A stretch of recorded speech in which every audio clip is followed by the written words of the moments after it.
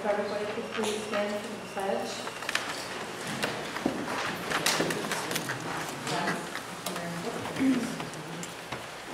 I pledge allegiance to the flag of the United States of America and to the republic for which it stands, one nation, under God, indivisible, with liberty and justice for all.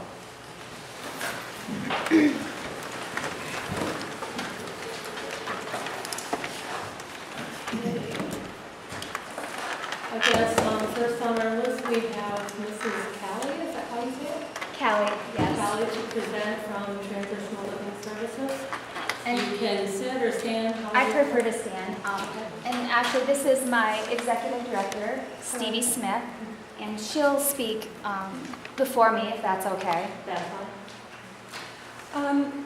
Well, as Callie said, I'm the Executive Director at Transitional Living Services, and first of all I want to thank you very much for inviting us here tonight to discuss our proposal to submit an application for an Advantage After School programme here at Edward Knox. We spent a long time as a senior team looking at the school districts. We cover services in the Tri-County area, and as you know we currently have a very successful Advantage After School programme in Harrisville and Lewis County. So we were looking at expanding our services out into the other two counties that we currently provide services in. And Edward Knox, along with one other school, was one of the schools that was we looked at and discussed as being a potential suitable applicant in order to be successful with the funding. It's OCFS funding, which is Office of Children and Family Services. And this funding for new projects comes around every 3 years or so. We've been operating our Advantage After School programme in Harrisville now for 3 years. It's a 3-year grant initially, and then you can extend for up to 5 years after that. But at the 3-year mark is a renewal process for existing programmes, and then they release a request for proposal for any new applications for new schools. So that is when we sat together as a senior team and included Callie in that, and also, some of the other agencies we work with to really look at the demographics of the Tri-County area and which schools were thought to be the ones in the highest need of additional services. And so, as I said, Edward Knox was one of the ones that was very high on our list. Part of that application, the biggest part of that application is actually getting support from the school district in order to submit that application, and this is the first time I've actually had an opportunity to discuss this with anybody, so as I say, I'm really grateful that you saw us tonight. The turnaround for the application is very, very fast. Considering it's a school programme, OCFS in their infinite wisdom don't release it until shortly before schools close, and then the programmes have to start in October. So it really means there's a lot of really fast front-end stuff that needs to be done before schools close to get all the appropriate signatures, get all the other community partners on board, just to make sure that the application goes in very strongly. Just because we submit an application does not necessarily mean we'll get the funding. Obviously there's going to be a lot of other areas in the state that are going to be submitting applications, and what the Office of Children and Family do is really look at those applications and identify where the highest level of need is. The one thing that we have very strongly in our favour, in particular in St Lawrence County, is we can piggyback on the success of our Harrisville Advantage After School programme, and secondly, St Lawrence County, along with Lewis County, has been identified as areas of high need, with high rates of juvenile delinquency and teenage pregnancy. And these are all the things that really the Advantage After School programme is looking to support the community with reducing, as well as increasing academic success. So I'm more than happy to answer any questions around the kind of the logistics of the actual application, which has to be submitted to OCFS by the end of this month. Callie's been doing a lot of legwork with the other schools that we're putting in applications for as well as our renewal for a 5-year extension for the additional 2 years in Harrisville. And she has brought some really interesting data and some facts just to really show you the success that can be had with a fully functioning programme in the school. So I'll be happy to turn it over to Callie now to talk about our Harrisville project, and then more than happy to answer any questions anybody has. Thank you.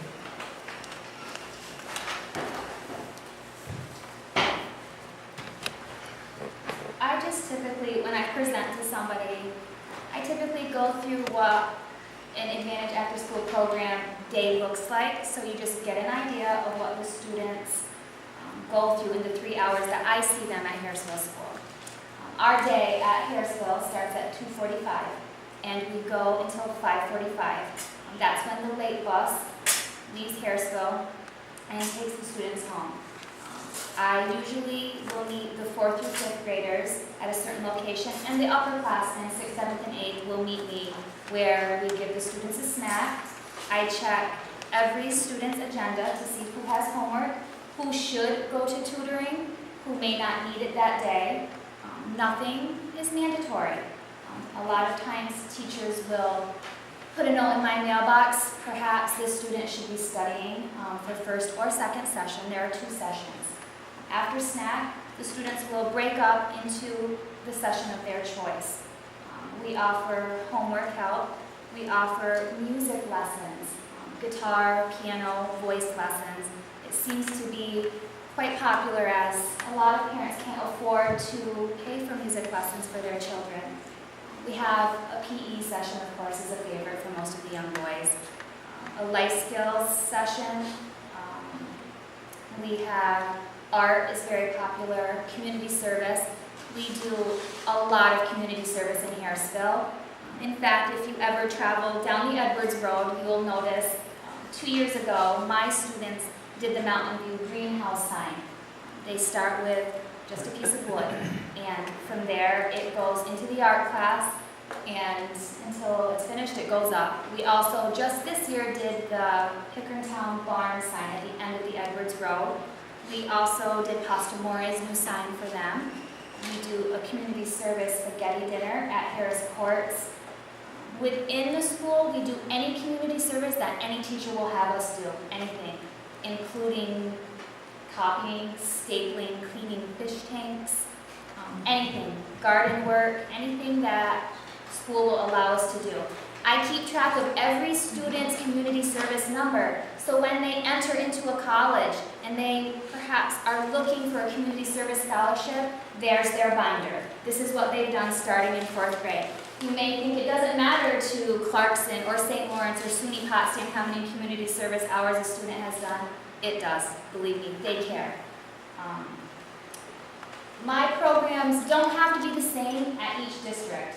We can always look at different programs, but they seem to be the most popular. We have a computer course where the students first sit through a course and learn a new skill every single day. Every day they learn a new computer skill. The second half, they can play on the computers. A lot of times I purchase items not for the school but for my program, but during the school day I do allow the school to utilize some of our equipment, for instance, iPads, things like that, things of that nature. If we buy a new KitchenAid blender for my life skills class during the school day, the school uses it.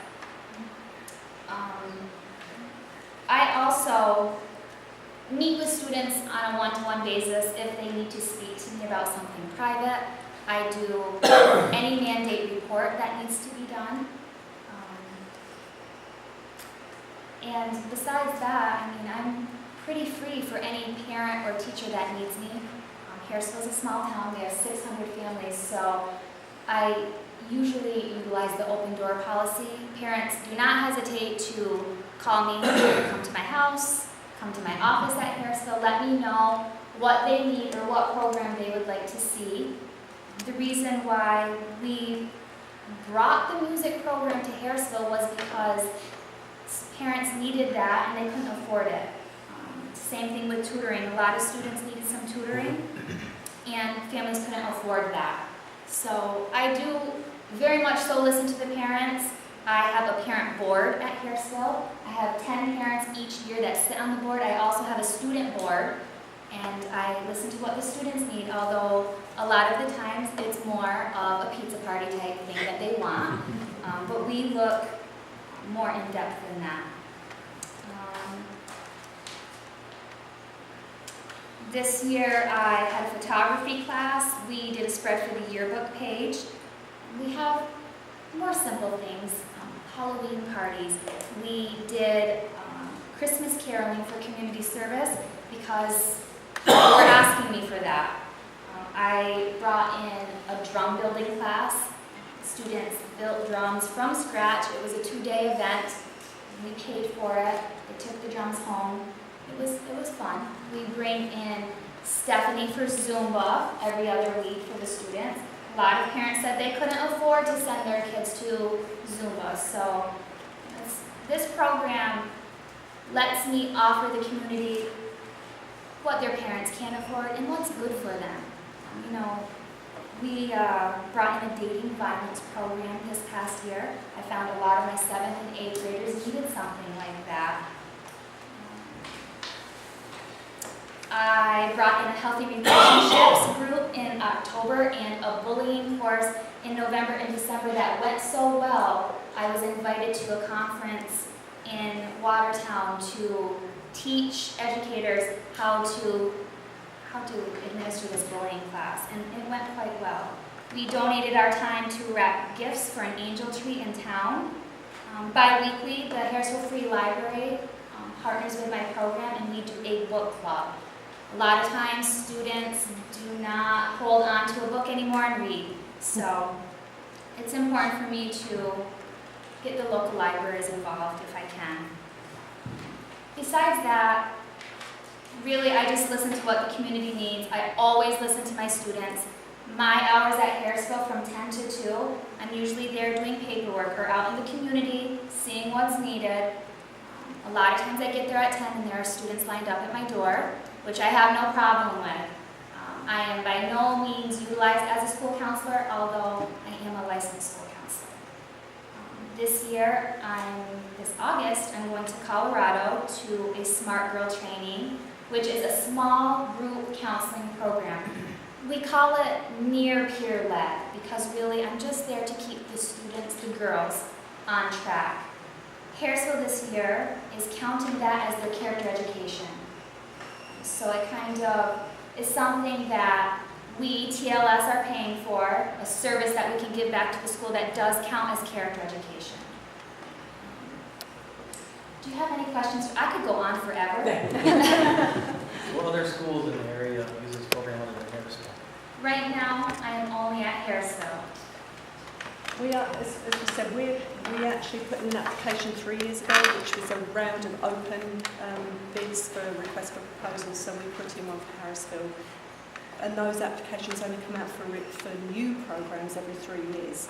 So we are actually putting in an application this year for Clifton Fine. They've already ordered with us and have signed the paperwork. So we are going to be submitting an application for Clifton Fine. And the whole purpose really of meeting with you guys tonight is to see whether there is an interest here in Edward Knox, and if you would want to proceed with us submitting an application here in Edward Knox as well. And just so you know, if you do want to go through stats, I'm happy to do that. In Harrisville, for 4th through 8th grade, I serve 111 families. That means every month I contact 111 families to see what I can do for them in this program. I serve 147 students, and they know that at any time, if they need something, we'll work through that. And it doesn't mean that Edwards Knox would necessarily have to be 4th through 8th grade. We can adjust. When I met with Clifton Fine, their late bus doesn't go home at 5:45. It goes home at 5:15. We can adjust as needed. It's not as strict as people may think OCFS is. Valerie, what is your ratio between student and adults, and are those adults paid? Yes. TLS will hold the responsibility to hire, background check. The ratio is 10 to 1. Students are never left unattended. Although during the school day a student might be allowed to walk to the restroom by themselves, that's not allowed in the Advantage After School program. They are always attended. They are always with a mentor, and we will pay them. Okay. So who are your mentors and who are the staff that will be working? Are they from the school district that has a grant? Or? Not necessarily. We hire outside of the school. We hire community members. We don't have to hire teachers. We can hire outside of the community. if we feel fit. What we did in Harrisville was we have an open application process. So if after we apply for the grant that we're successful, then we will go out to advert for the positions that we need, and we would certainly encourage people in the local community to apply, because I think it's important to keep that community involvement going, and that includes the staff and hire. But as Callie said, we have hired some teachers who want some extra hours. We've hired from the local community. There are specific criteria that the mentors have to meet. There is a job description, and they're employed by TLS, they're not employed by OCFS or the school, so their salary and everything will come through us. They're part-time during the school year only, they're not paid during the summer vacation, and they're hourly employees. And they are not guaranteed a spot back. We never guarantee that position from year to year, because usually in July and August I start thinking of my new lesson plans and my new programs, and that may change from year to year. Maybe next year Harrisville doesn't need music, so there is never a guaranteed spot from school year to school year. Kelly, you mentioned being in the school from 10 to 2. Would that be part of your program if you were to come here, or is it just after school? The way that works is, obviously Callie is employed full-time by TLS, so part of her duties is the administration of the Advanced After School program in Harrisville. With our application for other schools that are interested in a program in their school districts, Callie would then need to split her time between those schools. Obviously she's fantastic at what she does. We don't want to spread her too thin, but it would be a ratio. So right now, all of her time is spent at Harrisville School. So she starts work at 10 and finishes around about 6ish normally. And a lot of the time it's a lot later, because she's always out trying to get some community person to donate something or give us some money or something. So we would look at splitting that time between the other schools that we were going to be providing services in. But what we would do in that case is there would be somebody that would be underneath Callie that would be here between the hours of 10 and 6 when the programme closes. What hours end. And of course I could always come where I was needed. I did time the distance between Harrisville and Clifton Vine and Harrisville and EK, and I'm only 14 minutes away. So if there was something that was needed from me, of course I would come as fast as I could. So as far as like programming after school, do students have to come all 5 days? Do they? No. When Well, let's put it this way. The guidelines, not the guidelines actually, part of the application process is that the children have to be vested. So on paper they have to be at the programme 5 days a week. In reality that never happens, because they have other commitments. So when we submit the application, it's based on the number of students we predict will be entering into that. That's what drives the budget for the programme. So we'd say we had 40 students doing 5 days a week. That would inform how many mentors we need, how, the SAC licence, for the square footage we'd need to provide those services, all those sorts of things. But we have students in Harrisville, some that come 5 days a week, some come 3, some come 4. But it's not one of those programmes where they can drop in and drop out. So they couldn't come 1 week and then decide not to come for 2 weeks. Because it is a programme and we have to provide statistics on an annual basis to renew the licence on an annual basis with OCFS.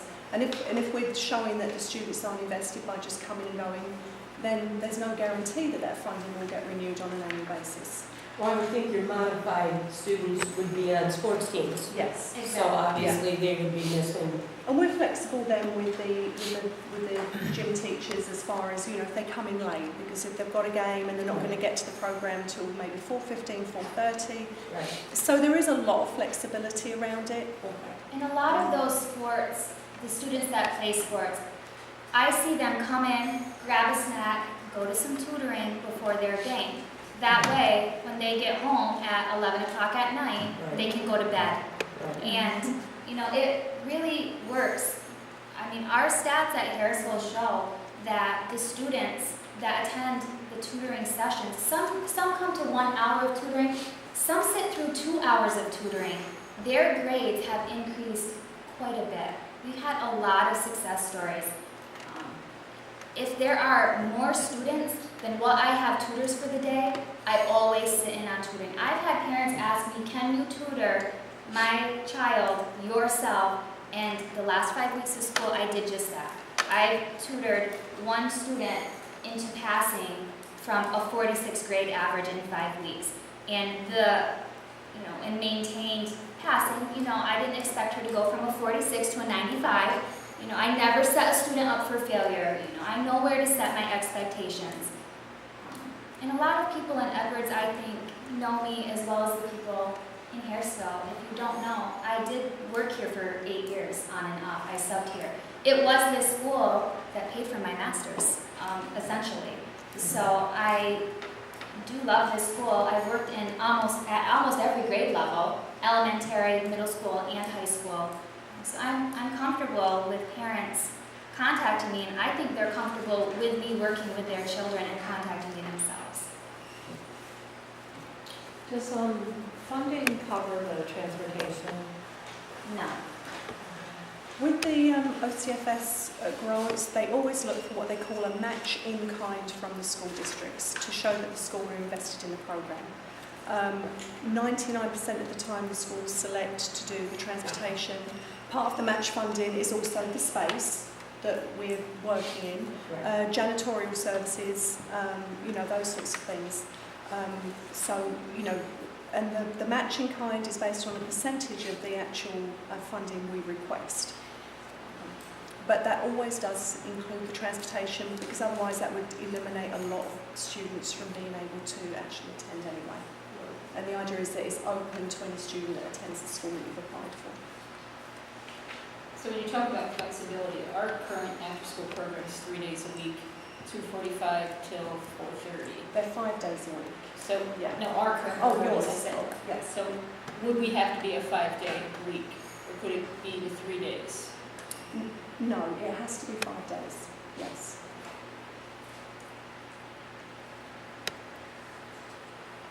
How does this differ, Sue, from our current program, from what you hear, other than 5 days versus 3 days? It really isn't that different, other than we have transportation paid for. I mean, we do, and Kelly and I talked about this, a lot of the same things. And if we were interested in doing this, we'd either have to go 9-12, go above our program. We can't cancel out the grant we're currently in at all. I mean, we guaranteed a 3-year commitment to the grant. So we either have to go above or below what we're currently doing. But we do many of the same things. There's cooking, there's arts, they did community service. I mean, you folks saw the presentation, the PowerPoint, the gym classes. We have different partners than we have the 4-H, Seaway Valley come in every Wednesday, Cooperative Extension, and the groups.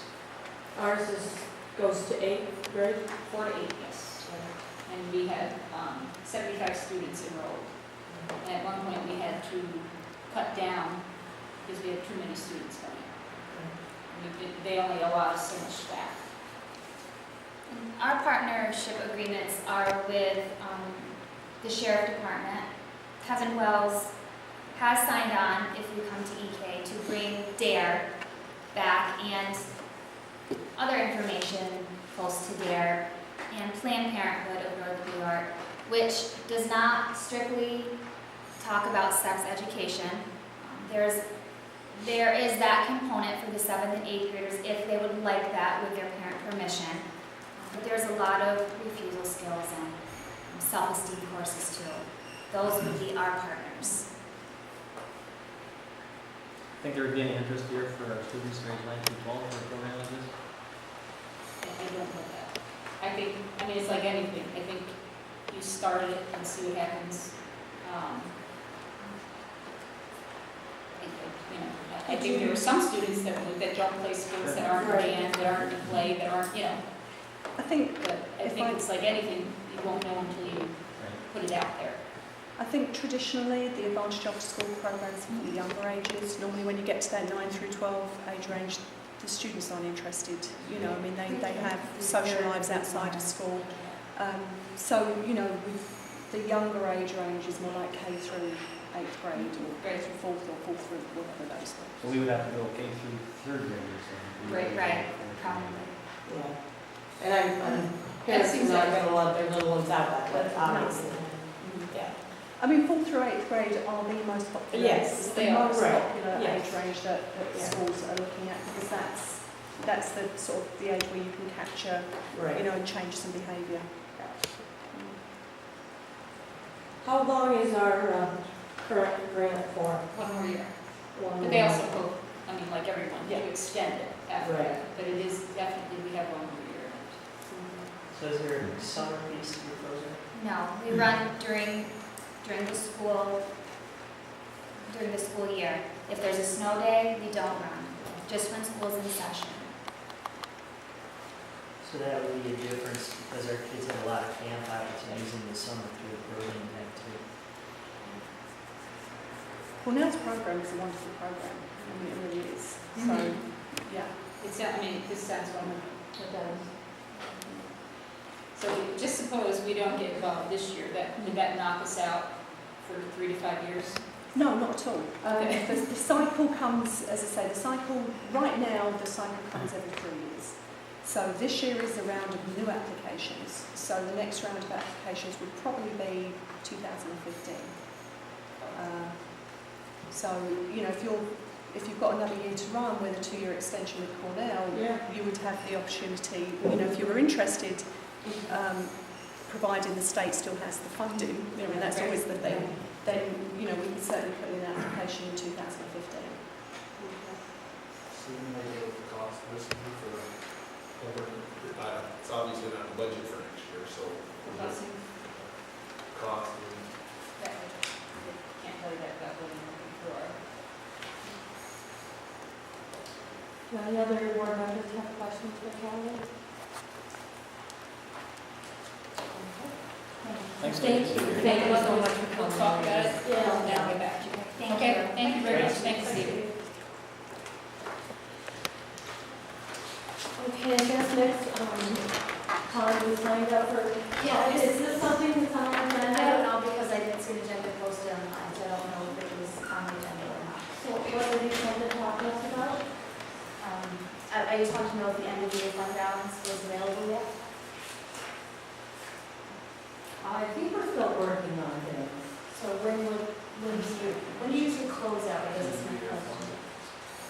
When do you close out the end of the year fund balance? I know you told me before that you go year to year. The auditors are coming in the week of July 23rd. So that would be they give you the blessing. So then it's official. By the 23rd, you have an official end of the year fund balance. I have closed my books at that point in time, and then they come in to give a lesson. Okay. Thank you.